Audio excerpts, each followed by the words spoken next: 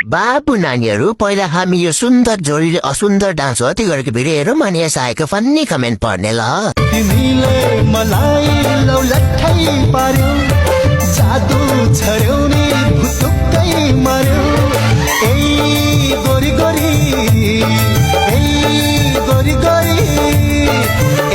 ल सुरु गरौँ। डान्स राम्रो छ गीत हो नमिलेको होइन होला के हो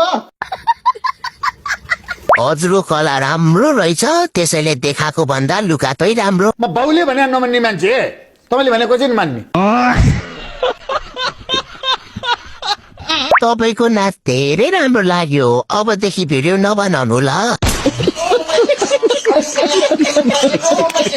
यसमा के मिलेको छैन के सोचिरहेको छु गीत खराब कि बेहुली हो गजब बेइज्जती है।